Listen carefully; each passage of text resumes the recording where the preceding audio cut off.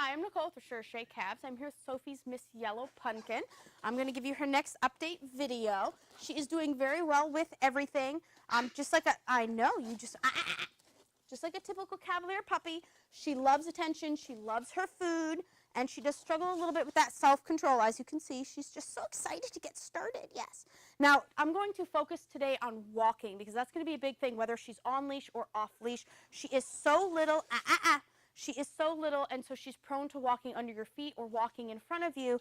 And we've been very careful not to step on her, of course, but the idea is we want her to know she can't walk in front of us because we don't want that one time to happen when she walks in front of you, you don't notice. Hey, hey, place, thank you, place, good girl.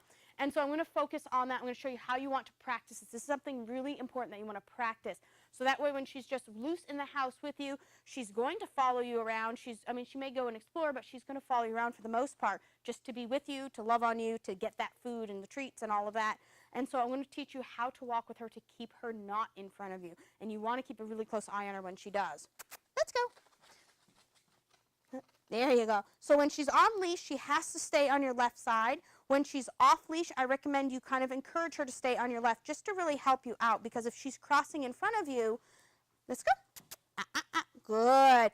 If she keeps changing sides, it's going to be harder for you to keep track of where she is, and it's going to be harder for you not to step on her. Good girl. And you don't want to have to watch your feet all the time. Very good. So notice I'm walking a little funny. I'm picking my feet up higher. I am walking at a slower pace, but I'm picking my feet up higher, so if she walks in front of me, my feet are actually in her way, and it's helping to keep her on the side. Now, when she's on leash, she shouldn't be pulling. She's doing a little bit of pulling right now, but because she's so little, she can't move. She can't make me go where she wants to go. She has to follow me.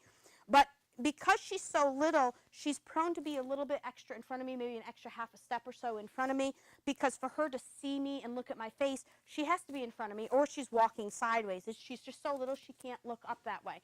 So that's why she's a little bit in front, and I don't mind that because she is a little dog. It's going to be a really, really hard habit to break. So I'm giving her a little more freedom than a bigger dog per se, just because she physically can't look at me when she wants to unless she is that half a step ahead. That is up to you. If you want to correct it, you simply hold the leash a little tighter, hold your arm back, so she physically cannot get in front of you if that's the case.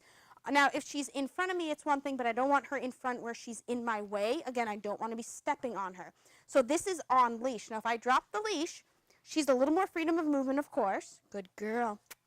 But again, I want to encourage her to stay on my left. That way, at all times, even if I look up, I have an idea of where she is. Good girl. Good girl. And again, I'm going to walk with my legs walking in front of me. Now, if she crosses in front, I'm going to use my foot and just kind of scoot her away from my front. And if I'm walking around, I'm going to try and always keep her away. So I'm just going to use my foot. I'm not kicking her, of course. I'm just getting my foot. I'm putting my foot in her body or in her personal space. Good girl. And I'm going to keep her from being in front of me. Now, like I said, I'm going to encourage her to stay on my left. She doesn't have to when she's not on leash, but I want her to stay out of the area too close to my feet because I don't want her to be stepped on, and I want her to know that boundary of where to be. Punkin! Where are you going? Hey! Oh, good girl. Good come. Good come. So I did not have a leash on her, so I couldn't say come until she's doing it. I said her name. I did pop, pop, pop, pop, pop. I did something to get her attention. If she still continued to go in that direction and look for hot dogs on the floor under the cot and such, then I would go to her, I'd go get her leash, and I'd use the leash to simply pull her to me. Very good girl. But the idea is with come is you want to let her go back to doing what she's doing. So if she wants to go back and search for food that is not on the floor, then she can go back and look for food. Punkin, come. Good. I'll call her back to me when I know she's going to do it. I'll say the word. Good girl. Okay. And then she can go back doing what she wants. So this is how you practice come as well. Again, make sure she doesn't get too close to your feet. So you do need to practice simply walking around the house, changing direction. You can stop. She can sit. That's fine. But she can't be right in front of you because you want to be able to move around your house freely without the worry of stepping on her. Good girl. So it is something you want to practice. And then when you get those opportunities to call her to you and you have treats, then you can practice come. And that's really going to help her out. Good girl. Come. Good girl. Now, she was focused on me, but walking backwards quickly, telling her come, is an easy opportunity to make that a fun command, to make her love it more. Very good girl. And anytime she holds that sit, because she loves just moving around, and sometimes she gets excited, so she might spin or get up like she is now. She's standing. I'm going to wait for her to sit. If she does, I will give her a treat. I'll wait for her to offer that behavior. Good girl. To reinforce that behavior. That's always a good behavior to have. Again, anytime I'm moving, doesn't matter if the leash is on her or not, I am going to walk and make sure she's understanding to stay away from me. Now there I gave her that verbal correction because she jumped up on me and she was in front of me. Off to the side. Good girl. Good girl. Very good. So if you spend the first few days in particular, you got to stay out from in front. Good girl. If you spend the first few days really focusing on this, just practice walking around the house with her. Let her explore. You can leave the leash on her. You can let it fall off. That's fine.